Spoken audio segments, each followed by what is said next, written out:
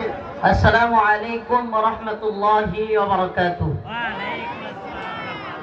إن الحمد لله نحمده ونستعينه ونستغفره ونؤمن به ونتوكل عليه ونعوذ بالله من شرور أنفسنا ومن سيئات أعمالنا. من يهده الله فلا مضل له ومن يضلل فلا هادي له. ونشهد أن لا إله إلا الله وحده لا شريك له. ونشهد أن سيدنا وسندنا ومولانا محمدا عبده ورسوله أرسله إلى كافة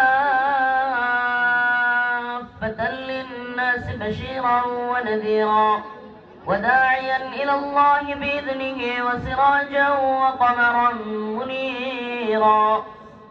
أما بعد فقد قال الله تبارك وتعالى في كلامه المجيد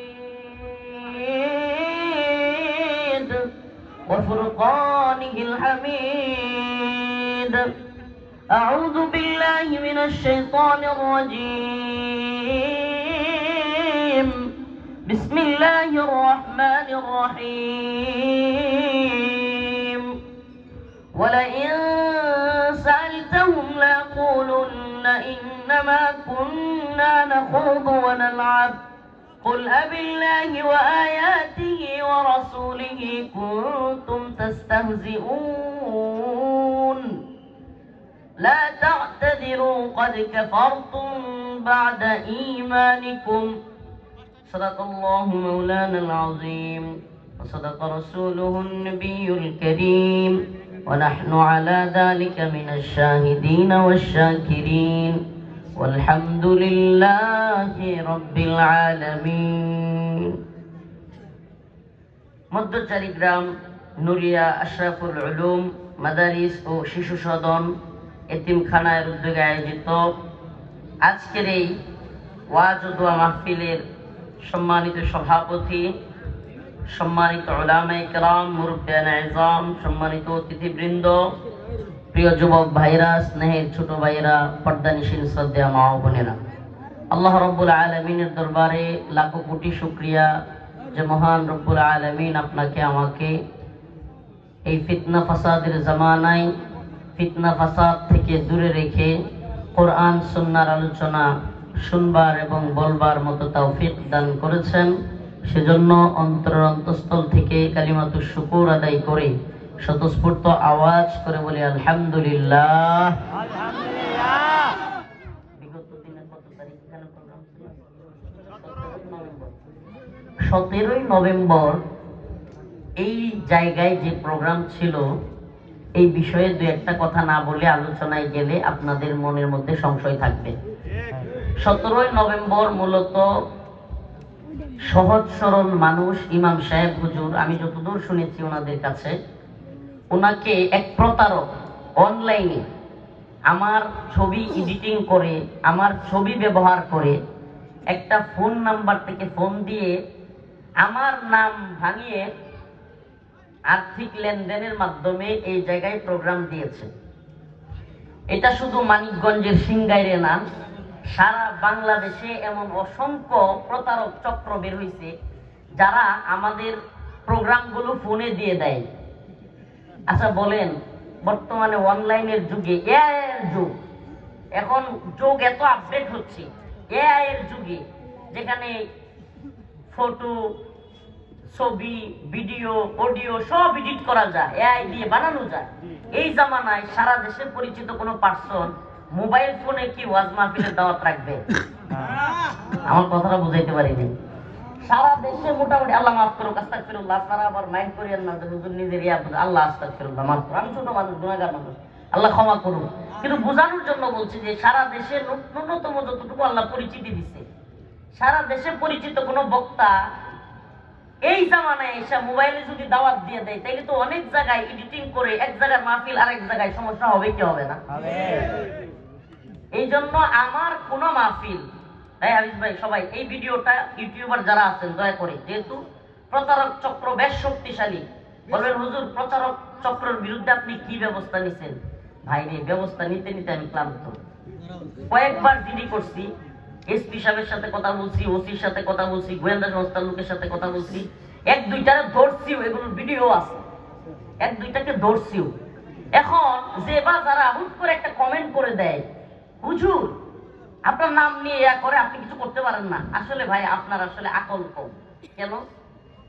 স্বর্ণের দোকানদারে গিয়া যদি আপনি ধরেন, এই মিয়া আমি এক জায়গা থেকে সিটি গোল্ড স্বর্ণ কিনছি, আমি সিটি গোল্ড দিয়ে দিছে, স্বর্ণের দোকানদারে যদি জেরা করে কোনো লাভ আছে? স্বর্ণের দোকানদারের দোষ নাকি আপনি স্বর্ণ চিনেন নাই, বুঝেন নাই, এটা আপনার দোষ? বলেন। এই স্বর্ণ চিনতে পারা, এবং অবশ্যই আল্লাহ মাফ করুন, উদাহরণস্বরূপ বোঝানোর জন্য কথাটা বলছি। তো এটা হলো বাস্তবতা যে আপনি আমাকে দাওয়াত না দিয়ে প্রতারণার শিকার হয়ে আপনি কিন্তু আমাকে বলতে পারবেন না যে হুজুর আমি দাওয়াত দিলাম আসলেন না কেন, বলতে পারবেন? এই আল্লাহর বান্দা আমার চাচা সভাপতি সাহেব মুজাফফর আহমেদ আমার মাদ্রাসায় গেছে, এই যে মাহমুদ ভাই বলতেছে জেলের, মূলত ভাইয়ের সাথে জেলে ওইরকম দেখা হয় না, কিন্তু কোর্টে দেখা হইতো, আমার ইউটিউবে বক্তব্য প্রচারের কারণে তার নামে মামলা হয়েছিল। তো এই মানুষগুলো একেবারে খুব বিমর্ষ অবস্থায় আমার মাদ্রাসায় গেছে। আমি বললাম কি হয়েছে আপনাদের? মানে মন মানসিকতা এতটাই বিধ্বস্ত, বোঝায় যায় যে এদের অনেক মনের মধ্যে কষ্ট এবং অনেক ঝামেলা হয়েছে। তখন আমি জানতে জানতে জানলাম ওই মানিকগঞ্জ সিংগাইরে যে প্রোগ্রাম মিস হয়েছিল। আপনাদেরকে আরেকটা কথা বলি, আমি কিন্তু ফেসবুকে বিকেল দিকে পোস্ট করছি আমার আইডিতে যে মানিকগঞ্জে আজকে আমার কোনো প্রোগ্রাম নাই। এটা কেন করতে হয়েছে আমাকে? কারণ স্বাভাবিকভাবেই এই অঞ্চলেও অনেক মানুষ আমাদেরকে চিনে, মানুষ ফোন দিচ্ছে হুজুর আপনি কি আসতেছেন কিনা। তখন আমি বলছি ভাই আমার তো কোনো প্রোগ্রাম নাই মানিকগঞ্জে। তো এই বিষয়গুলো যে সমস্ত প্রতারকরা করে, আল্লাহ এদেরকে হেদায়েত দান করুক। আমি সত্যি বলি, মাহমুদ ভাই তো আছে, সে যেহেতু আমার মামলায় আসামি ছিল, আমার এই আঙ্কেল আমার মাদ্রাসার সামনে চোখগুলো টলমলো করতেছে, মানে কষ্ট তার ভিতরে, যে এই যে অপমান, আল্লাহ তার একটা সম্মান দিছে, এলাকায় পরিচিতি দিছে, মুরব্বী মানুষ, আমার বাবার বয়সী, আমার দেখেও খুব মায়া লাগছে, একবারে চোখগুলো টলমলো করতেছে। আমি কখনো আপনাদেরকে আরেকটা কথা জানাই, কোন প্রোগ্রাম প্রতারণার শিকার হয়েছে আমি কাউকে প্রোগ্রাম দিই না, এটা আমার আরেক অভ্যাস। আমি খুব রাগ করি, আরে বাবা আসছেন তো আগে আসতেন, এখন ধরা খেয়ে আইছেন কেন, আমি রাগ করি। যে আল্লাহর বান্দারে দেখে মুরব্বী মানুষ, বাবার বয়সী, তো আমি বললাম যে ঠিক আছে আমার একটা প্রোগ্রাম সাভারে আছে, আজকে একটা প্রোগ্রাম সাভারে, তো ওইটার সাথে আপনাদেরকে একটু সময় দিব ইনশাআল্লাহ। তো এই আমি আপনাদের কাছে এই আশাটা আমি বলেই ফেলি, মাহফিলটা দেয়ার এবং আসার আগ্রহ আরো বেড়ে গেছে, মানিকগঞ্জে কিছু দুষ্কৃতিকারী বেড়ে গেছে। এই জন্য চিন্তা করছি যে প্রোগ্রাম কেন্দ্রিক তো যাওয়া দরকার, এমনিতেও মানিকগঞ্জে যাওয়া দরকার। একটা কথা বলেই ফেলি, মানিকগঞ্জ যারা বুঝাইতে চায় যে এটা মমতাজের এলাকা, এটা শুধুমাত্র মমতাজ আর আবুল সরকারদের, ফাউল সরকারদের এলাকা না, এটা হযরতুল আল্লামা শাইখুল হাদিস মুফতি সাইদ বিন নূরদের এলাকা, এটা হযরতুল আল্লামা মাওলানা খালেদ সাইফুল্লাহ আইয়ুবীদের এলাকা। অবশ্যই আমি মাহফিল কমিটির দৃষ্টি আকর্ষণ করব অন্যান্য জায়গায়ও হুজুরদের নাম দেওয়ার ক্ষেত্রে সাইদ নূর দামাত বারকাতুহু ইসলামের নাইবে আমির, প্রসিদ্ধ মুরব্বীদের নাম একটু জায়গা মতো দেওয়ার চেষ্টা করবেন। আমাদের উপরে দিলেও আমরা খুশি, অবশ্যই আমাদের উপরে দেওয়ার চেষ্টা করবেন। বিশেষ করে এই মানিকগঞ্জের মুরব্বী আলেমে দ্বীন হযরতুল আল্লামা মাওলানা সাইদ নূর দামাত বারকাতুহু, ওনার সাথে যোগাযোগ করেছি। আমি হযরতুল আল্লামা মাওলানা খালিদ সাইফুল্লাহ আইয়ুবী দামাত বারকাতুহু, ওনার ভাই মাসুদুর রহমান আইয়ুবী দামাত বারকাতুহু, ওনাদের সকলের সাথে মোটামুটি পরামর্শ করে আজকে 1 ডিসেম্বর যদি আবুল সরকার মুক্তি পাইতো, আমি ঘোষণা দিয়েছিলাম মানিকগঞ্জ আদালত চত্বরে অবস্থান কর্মসূচি পালন করতাম। এবং এটা বলার জন্য বলি নাই, যদি মুক্তি দিত আমরাও অবস্থান কর্মসূচি পালন করতাম। প্রিয় ভাইরা আমার, বন্ধুগণ আমার, আজকে আমার আলোচনা এই বিষয় নিয়ে, কিছু কথা আপনাদের জানা দরকার, কিছু কথা আপনাদের বোঝা দরকার। মুসলমান হিসেবে আমাদের ইমানের দাবি কি? মুসলমান হিসেবে আমি যে মুসলমান, আমি ইমানদার, আমার তো আল্লাহর কাছে গিয়ে দাঁড়াইতে হবে, কি বলেন? তাইলে আমার কোরআন কি বলে, আমার রসুল কি বলে, সেটা কি জানতে হবে না? আর সেটা কিভাবে আমি জানবো? বর্তমান জামানা খুব আপডেট। আপনার ওই বাউলদের কথায় কিংবা কথার কথা আমার কথায় বিশ্বাস করার দরকার নেই। আপনি বর্তমান জামানায় আমি কোনো আয়াতের রেফারেন্স দেওয়ার পরে আপনি অনলাইন থেকে এখন চাইলেই কোরআন তরজমা, কোরআনের তাফসীর আপনি নামায় নিতে পারবেন। আপনি বাংলায় পারলে এই আয়াতের সাথে আমার বলা তরজমা আমার আয়াতের সাথে মিলে একটু দেখে নেবেন, তাইলেই তো হইল। সুবহানাল্লাহ। আর আপনি যদি আল্লাহ এবং রাসূলকে প্রকৃতই ভালো না বাসেন, তাইলে তো ওই সমস্ত আউল ফাউলদের কাছে আপনি বুখারীর দরস নেবেন, আপনার মজা লাগবে। আর যদি আল্লাহর প্রতি ভালোবাসা রাখেন, তাইলে আপনি নেবেন কোথা থেকে? কোরআন থেকে। কোথা থেকে? সূরাতুত তাওবার 65 এবং 66 নম্বর আয়াত, 65 এবং 66 নম্বর আয়াত থেকে তিলাওয়াত করেছি। আল্লাহ রাব্বুল আলামিন বলেন, ওয়ালাইন সাআলতাহুম লায়াকুলুন্না ইন্নামা কুন্না নাখুযু ওয়া নালআব قل أبالله وآياته ورسوله كنتم تستهزئون।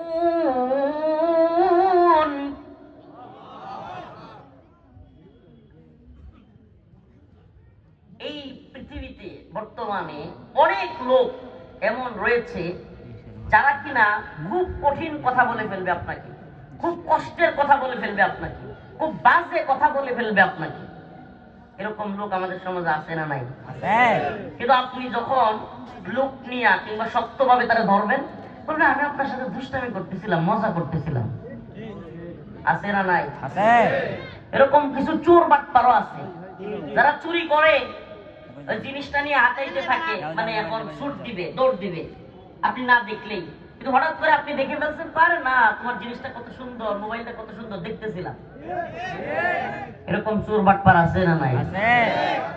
আল্লাহ রাসূল সাল্লাল্লাহু আলাইহি সাল্লাম তার সাহাবায়ে কেরামের জামানায় এরকম ছিল।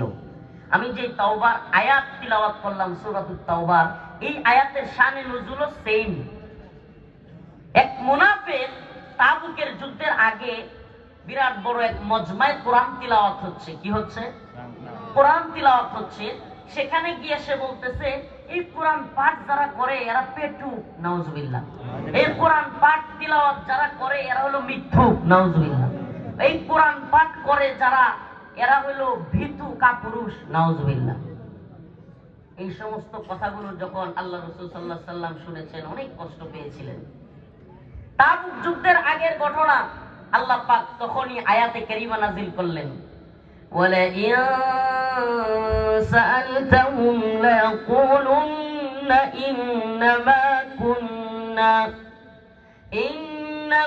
কুন্না নাখুযু ওয়া নালআব قل أبالله وآياته ورسوله كنتم تستهزئون।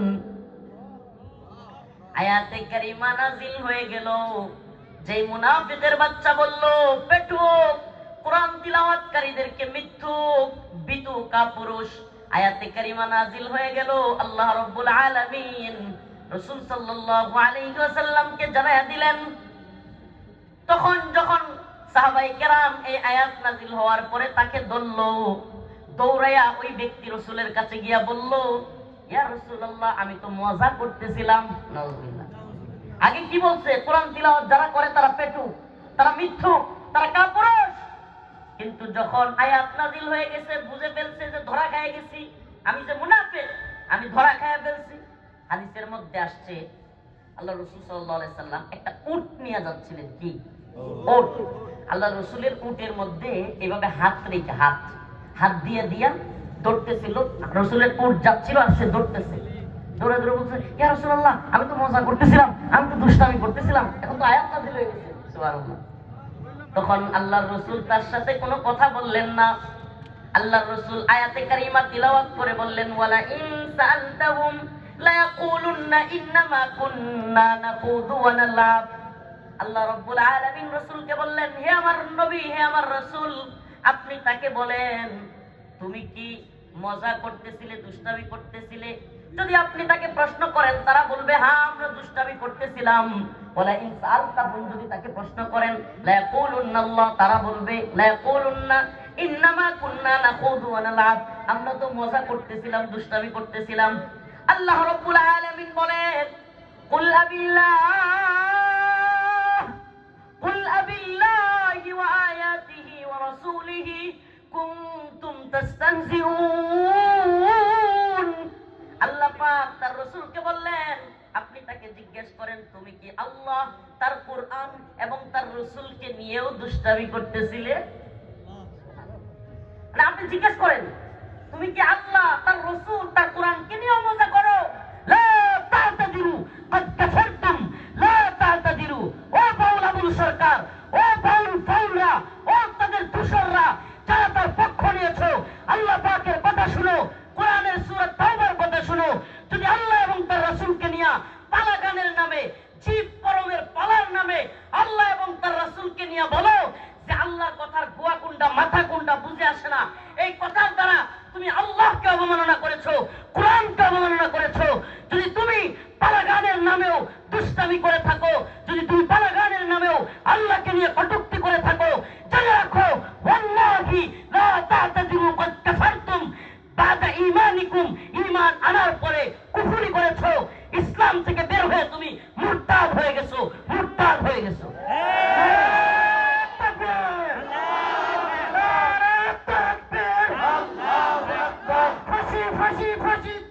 আবু সরকারের ফাঁসি চাই, ফাঁসি ফাঁসি ফাঁসি চাই, আবু সরকারের ফাঁসি চাই। নারে তাকবীর, আল্লাহু আকবার।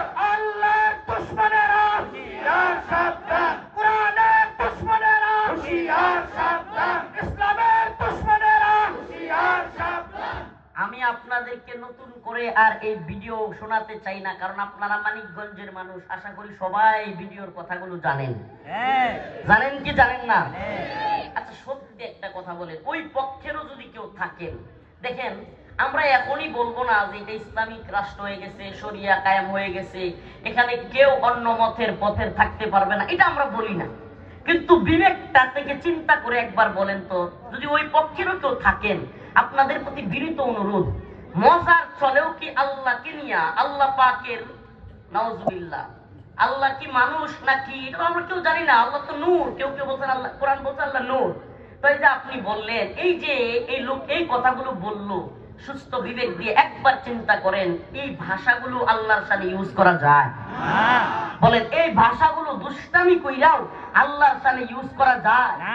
আল্লাহর সাথে এই ধরনের কথা বলতে পারে মানুষ? আমার ভাই মাহমুদ বলছে ফাঁসি ফাঁসি ফাঁসি চাই। আমি বলি, যদি সে তওবা করে এবং ক্ষমা চায়, দেশের মুহাক্কিক বিজ্ঞ মুফতিয়ানে কেরাম যদি মনে করেন সে আর এমন করবে না, এমন বাক্য ইউজ করবে না, ক্ষমা করা যায়, তাইলে ক্ষমা করা যাইতে পারেন কিনা, পারে কিনা, এটা বিজ্ঞ মুফতিয়ানে কেরাম বলবে, তওবা করলে মুসলেকা দিলে। কিন্তু যদি কেউ আমাদেরকে হুমকি দমকি দেখায় যে আবুল সরকারকে মুক্তি না দিলে মানিকগঞ্জ অচল করে দিবে, এই করবে সেই করবে, তাইলে সবগুলোরে পিটায়া আরিসাই ফেলাইয়া দিব। রাজি আছেন ইনশাআল্লাহ? শুনলাম নাকি আবুল সরকারের বিরুদ্ধে যারা আন্দোলন করতেছে, প্রতিবাদ করতেছে, তাদের নামে মামলা দিচ্ছে। কি দিচ্ছে? এই সরকারকে একটু সাবধান করে দিতে চাই, হুঁশিয়ারি উচ্চারণ করতে চাই। আমরা আপনাদেরকে হুঁশিয়ারি দেওয়ার মতো অবস্থানে ছিলাম না। আমরা হাসিনা বিরোধী আন্দোলন করে হাসিনাকে হটিয়ে জেল, জুলুম, রিমান্ড, নির্যাতন, এই স্বৈরাচার বিরোধী সমস্ত আন্দোলনে অগ্রণী ভূমিকা পালন করে রাজপথে থেকে এই নির্মম পরিস্থিতির মধ্য দিয়ে আমরা আপনাদেরকে এই হাসিনা সরকারকে হটায় বসাইছি। আমরা আপনাদেরকে হুঁশিয়ারি দেওয়ার পক্ষে ছিলাম না, কিন্তু আপনারা যেই লাইনে আগাইতেছেন, যদি এদেশের তাওহীদবাদী প্রজন্ম আল্লাহর পক্ষে দাঁড়াবার কারণে, দ্বীনের পক্ষে দাঁড়াবার কারণে, ঈমানের পক্ষে দাঁড়াবার কারণে এই সরকার হাসিনার মতো মামলা দিয়া এদেশের তাওহীদবাদী প্রজন্মের মুখ বন্ধ করতে চায়, তাহলে আপনাদেরকে হুঁশিয়ারি দিতে চাই, আপনাদের পরিণতি হাসিনার মতো হবে।